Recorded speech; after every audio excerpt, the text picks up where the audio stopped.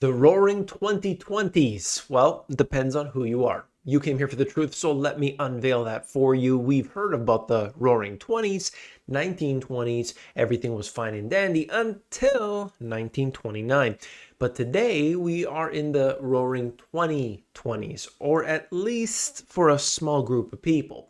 You see, there's been this K-shaped recovery that's been going on since 2020 and technically since the previous cycle as well. But you look at what's happening today, and there is a tale of two stories.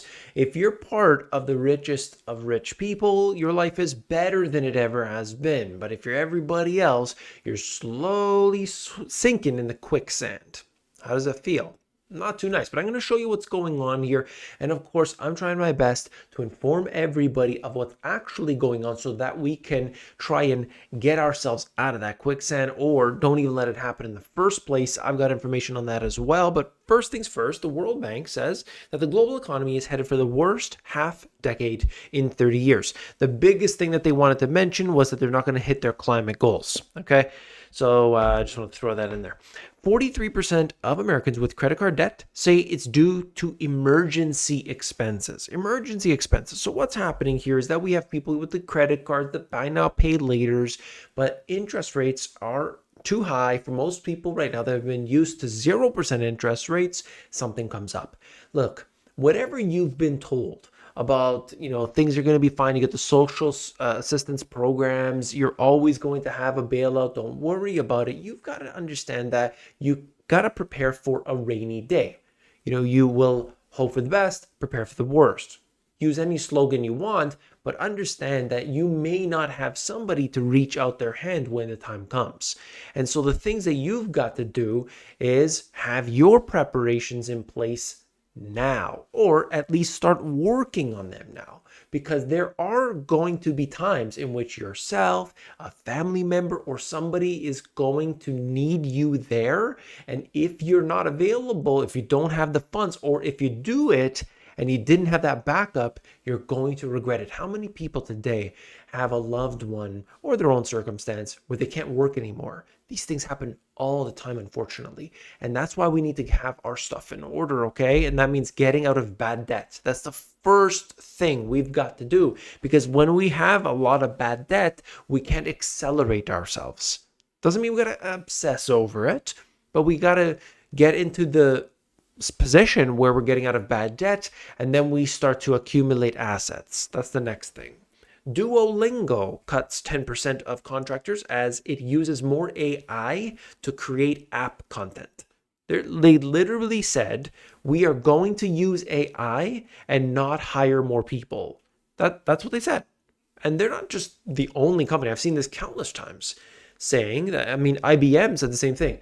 We are not going to hire more people that AI will do the job of. That's IBM. Plain and simple. These companies are going in that direction. That's the case, okay? It's not everybody, it's not every company, it's not all happening at once, but it is happening. Trend Micro lays off 2% of its global workforce, and it goes on and on, okay? So a lot of companies are laying off at this time. We've seen it before, okay? What else have we seen? So that's the economy, that's the businesses, that's jobs. Interest rates are a main contributing factor. And I think a lot of people don't understand what's going on with interest rates. Look at it. Yeah, you see your mortgage rate, you see interest rates broadly, but companies, overwhelmingly, basically every single one uses debt. The pressure is there to use debt because you can make money from debt. How is that possible? Just like in the real estate world, you got to think of this. If I can borrow at 5%, right? But my profit margins on my products that I sell are 20%. Well, I'm going to make that difference. I'm going to make that spread. And that's great. But what if my profit margin in 2020 started getting squeezed because of higher input costs? The employees want more, the warehousing is more, the costs of the raw materials are more, and so on. Shipping is more. At the same time, my debt costs are rising. So now I'm being squeezed real thin, to the point where there's nothing. In some cases, maybe losing money, because companies always have lost leaders. They always are thin margin on something, but it's worth it because then we can get a customer on that thing. But suddenly that got squeezed down real bad. That's debt in a nutshell for corporations. But of course, the only people that know that are those business owners who deal with it. That's why I can bring you this information, not just because I'm hearing, reading some articles about it, because I actually deal with it. Now, I don't use debt myself, but in this case here, I can tell you what's going on. Okay? Look at it. This is all about shrinkflation and skimpflation. I love these two things, talking about them, because it shows us that there's actually much more inflation than we were being told. In this case here, he's talking about Kellogg's Vector. So this stuff, hey, look, it's got 13 grams of protein. Fantastic. It's great. Oh, wait a minute. Oh, that's when you add milk into it. You see, the actual thing says when you add the milk. Uh-oh. And he says, hey, I thought I've been lied to here. I think I'm being lied to. I am being lied to. Okay. More things about skimflation, shrinkflation. People are not happy about it for obvious reasons. But so even though overwhelmingly they're upset, people are upset. They do tests and they say, okay, do you want the price to be higher or do you want the box to be shrunk? And they always vote for the box to be shrunk. And that's what companies do. They don't just make these decisions because there are people in a boardroom. They've actually tested. The studies have shown this. Consumers are more willing to accept a shrunken box than a higher price. It doesn't make any sense. But in actual fact, from what I have seen, the shrinkflation is more expensive than the higher price. Can you believe that? I've seen this before, many, many occasions, okay? So it would be better if the price was higher, but they know. Anyway, you see what's going on here? This is it. They just basically talk about that, and that's what's happening. Inflation is much higher. At the same time, this comes out of, this is part of Charles Hugh. Anyway, look at what he said.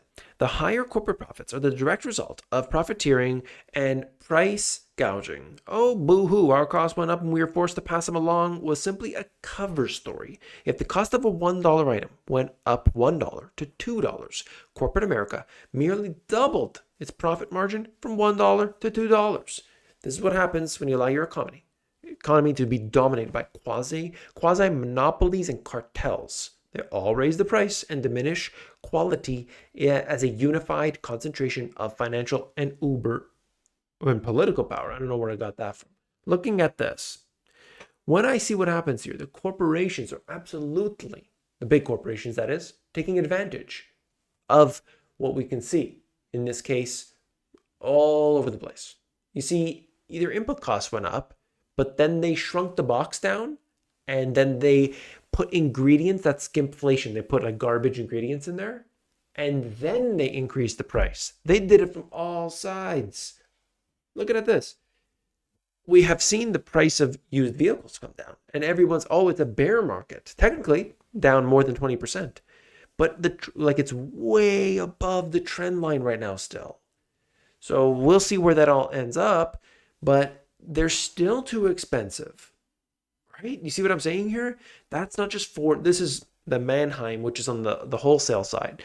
But regardless, this ends up showing up for regular people too, because people pay the price at the end of the day. In the case of Jeffrey Gundlach, okay, the bond king, he said that overwhelmingly the expectation is that the US economy will end up in a recession in 2024, and the potential for a double top in the markets. We get a pull down from that point. When I look at the money mirror method, which I'll be talking about with my Finance Live class this Friday, it actually shows some bearishness. Okay, so we'll look at that as well. But what about the economy? Well, if you have a recession, what's the obvious and next thing that happens? Well, of course, stimulation. They will do everything they can to stimulate, to keep the economy going, to keep gas prices down, to keep everything in check. They're going to do some money printing. They're going to stimulate wherever they can. Good news, bad news. What can you take from this? Self-checkout is doomed major supermarkets to scrap technology in huge overhaul. 2 reasons for it. Customers confused by it in many cases. Number 2 is theft, and that's probably the bigger one. I've used them myself. In some cases, I'll use them, and it's totally fine. I like it. It's great. 2 things done out of the store. Don't have to wait in a lineup. The problem, of course, is when you have a problem, and that happens all too often. Okay, and then it doesn't scan my item. Then I gotta wait 12 minutes for a person to see me. I just had this fairly recently, actually. My goodness, it's bad sometimes. And so that is somehow good, but be careful what you wish for. Okay. Jeff Bezos backed AI search startup CEO says Google is going to be viewed as something that's legacy and old. Talking about Perplexity, you can use it. I tried the free version of this. Perplexity is this like AI. So you're going to get your news basically AI formulated. You don't have to go to Google to search it. You don't have to go to search engine at all. You don't have to go to the news site. It will give you the information exactly how you want it. No advertisements, no nothing. Now that's an interesting thing. And basically what they're saying here is that this is going to affect jobs. This is going to affect Google's, overall income, which will affect jobs, as well as the potential for, who knows? Who knows? If Google's not doing that, other companies are going to be all these news sites. They're going to start suffering. And that will impact the economy overall. We'll see what happens along with that. I want to let you know that if you want to be part of the Finance Friday, where we get into the depths, looking at what happens in the markets before it does, seeing, just recently what has happened, I'm able to tell people the intricacies of these things, and it's available to you. Okay. So if you want to check that out, it's themoneygps.com/live. That link is in the description. Hit that thumbs up. When you do, you're supporting this channel. I want to appreciate you for being here. And of course, I'll see you tomorrow. Take care.